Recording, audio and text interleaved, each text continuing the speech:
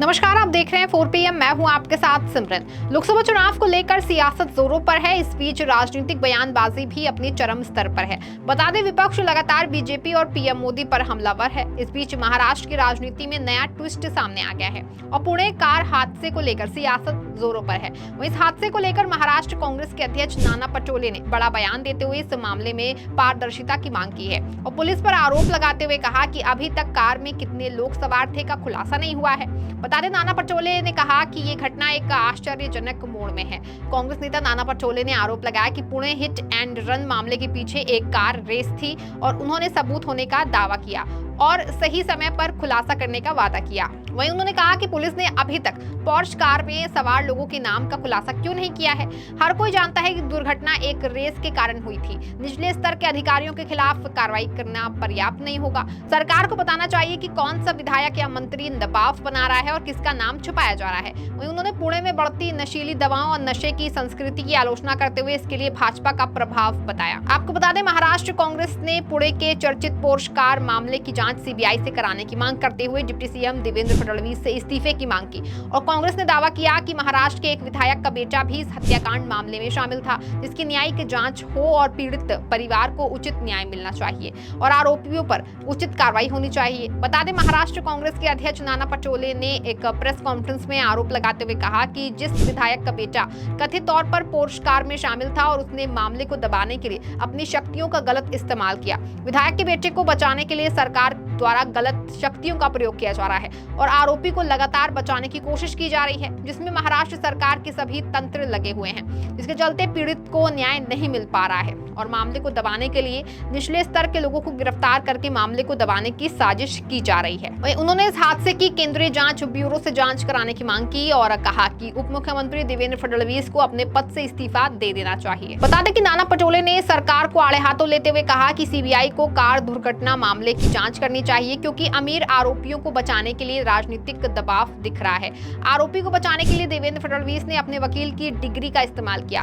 मुख्यमंत्री एकनाथ शिंदे को मामले में स्पष्टता देनी चाहिए और इसमें फडणवीस की भी भूमिका संदेह है, जिसके चलते उन्हें इस्तीफा दे देना चाहिए और पीड़ितों को न्याय दिलाने के लिए काम करना चाहिए। वहीं इस हादसे का शिकार हुए लोगों के परिजनों का बुरा हाल है। उनके घर को चलाने और कमाने वाला कोई नहीं है। वहीं हादसे के कितने दिन बीत जाने के बाद भी उसका कोई सुध लेने वाला नहीं है और आरोपी बेखौफ होकर घूम रहे हैं, जिसको लेकर विपक्ष अब एक्टिव मोड में दिख रहा है और सरकार की नाकामी को उजागर करने का काम कर रहा है। वहीं इस हादसे को लेकर सरकार ने प्रशासन पूरी तरह से उदासीन नजर आ रही है और मुख्य आरोपी की जगह निचले तबके को लोगों को गिरफ्तार करके मामले की खानापूर्ति करने में जुटा हुआ है, जबकि इस मामले में उन बेगुनाहों का कुछ लेना देना ही नहीं है। वहीं प्रशासन और आरोपियों के परिवार पर सवालिया निशान उठ रहा है कि आखिर आरोपी को परिवार के लोगों ने नाबालिग होने के बाद भी कार चलाने के लिए छूट क्यों दी थी और आरोपी मनमानी तरीके से अपने रसूख का गलत इस्तेमाल कर रहा था, जिसके चलते इतना बड़ा हादसा हो गया। वहीं अब इस मामले को लेकर सियासत शुरू हो गई है। वहीं देखना होगा कि पीड़ित को न्याय कितनी जल्दी मिलता है, ये तो आने वाला वक्त ही तय कर पाएगा। इसी के अलावा नाना पटोले ने सरकार पर यह भी आरोप लगाया कि रसून जनरल अस्पताल अपराधियों के लिए एक 5 सितारा होटल था, जिसको लेकर कांग्रेस नेता ने कहा कि जबकि राज्य गंभीर सूखे से जूझ रहा है,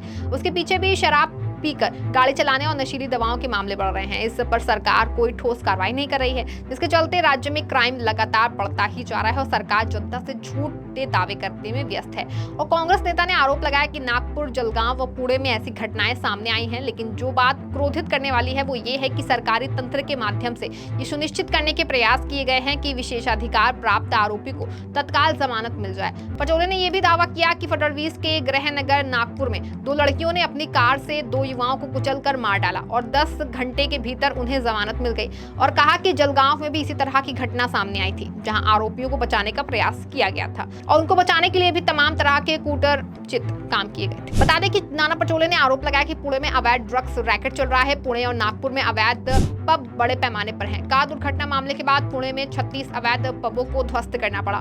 भाजपा ने गुजरात से महाराष्ट्र में बड़ी यात्रा में ड्रग्स लाकर युवाओं को बर्बाद कर दिया है। वहीं कांग्रेस नेता ने भाजपा को नशा का अड्डा चलाने में लोगों की मदद करने का भी आरोप लगाया है और कहा कि सरकार की सह पर ही ये इस तरह के अवैध कारोबार किए जा रहे हैं। राज्य की जनता कई ऐसे मुद्दे को लेकर परेशान है जिस पर सरकार को कोई ध्यान ही नहीं है और सरकार अपनी सत्ता के नशे में मदहोश बनी बैठी हुई है। और नाना पटोले ने क्या कुछ कहा, आप खुद ही सुन लीजिए। सरकार और प्रशासन की पहला दायित्व बनता है। हम सरकार को हिंट दे रहे हैं, आप गलत रास्ते पे चल रहे हो, यहाँ पे जो गुनहगार है इसमें छूटने की शक्यता है और आप उसको बचाने की कोशिश कर रहे हो, और इसलिए हम सरकार को हर पल हिंट दे रहे हैं। सरकार वही समझ रहा, तो सरकार ने ये समझना चाहिए जिस पब में ये बच्चों ने नशा की है वहां के भी फुटेजेस है, जो रोड पर इन लोगों ने रेस लगाई उसके भी फुटेजेस है, और हम पुलिस अभी भी वो बच्चों का नाम डिक्लेयर नहीं कर रही है। अभी भी ये पल में भी अभी तक कौन थे उसमें, क्या थे, अभी भी पुलिस ने उनके नाम डिक्लेयर नहीं किए। क्यों पुलिस डर रही है? कोई है प्रोफाइल, कोई तो भी है उसमें, इसलिए डर रहे। कौन आमदार था कि वो जो बार बार पुलिस स्टेशन में जा रहा था? कौन से मंत्री का फोन पुलिस वाले को जा रहा था? ये भी रिकॉर्ड है। क्यों नहीं सरकार जाहिर डिक्लेयर कर रही है बात? क्यों छुपा रही है? और ये छुपाने के पीछे का राज यही है कि सरकार ये मामला दबाना चाहती है, लेकिन पुणे में नहीं तो पूरे राज्य में इस घटना का निषेध किया जा रहा है। लोगों में बड़ा रोष है और उसका परिणाम सरकार को भुगतना पड़ेगा।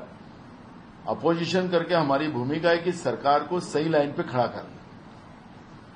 गुनहगार कितना भी बड़ा हो, पैसे से बड़ा हो, लेकिन कानून सबके लिए एक होना चाहिए। ये भूमिका कांग्रेस पार्टी की है और उसके लिए हमारी लड़ाई ये शुरू है। नाना, क्या आप ये कह रहे हैं कि रेस लगाने की वजह से ये दुर्घटना हुई? इसलिए तो पुलिस ने और सरकार ने ये वास्तविक जनता के सामने लाना चाहिए, जो लोगों को दिख रहा है, जो बातें हैं। जैसे खून का नमूना बदल दिया डॉक्टर ने, किसका दबाव था? वो डॉक्टर बार बार ये कह रहा है कि मेरे पे दबाव था, मैं सबके नाम डिक्लेयर करूंगा। या सरकार, वो डॉक्टर ब्लैकमेल कर रहा है, या उसको कोई सरकार में बैठे हुए लोग उसको दबा रहे? वास्तविकता तो अब सामने आना चाहिए। और हम बार बार मुख्यमंत्री को कह रहे हैं कि आप सामने आके जनता को इस बात से अवगत करिए और सच बताइए जो भी है। लेकिन मुख्यमंत्री छुट्टी पे चले गए। आपका ही प्रोग्राम मैंने देखा आज टीवी पे और पेपर में। बता दें कि पुणे के कल्याणी नगर इलाके में रियल एस्टेट डेवलपर विशाल अग्रवाल के 17 साल के बेटे ने अपनी स्पोर्ट्स कार पोर्श से बाइक सवार 2 इंजीनियरों को रौंद दिया था, जिससे कि दोनों की मौत हो गई। इस घटना के 14 घंटे बाद भी आरोपी नाबालिग को कोर्ट से कुछ शर्तों के साथ जमानत मिल गई और कोर्ट ने उसे 15 दिनों तक ट्रैफिक पुलिस के साथ काम करने और सड़क दुर्घटनाओं के प्रभाव समाधान पर 300 शब्दों का निबंध लिखने का निर्देश दिया था। हालांकि पुलिस जांच में सामने आया कि आरोपी शराब के नशे में था और बेहद तेज गति से कार चला रहा था। वहीं आरोपी नाबालिग इस समय सुधार गृह में है। अब देखना ये होगा कि पीड़ित को न्याय दिलाने में कितना काम करती है, और ये तो आने वाला वक्त ही तय कर पाएगा। इस खबर में फिलहाल बस इतना ही। ऐसी तमाम राजनीतिक खबरों के लिए बने रहें और देखते रहें 4PM। धन्यवाद।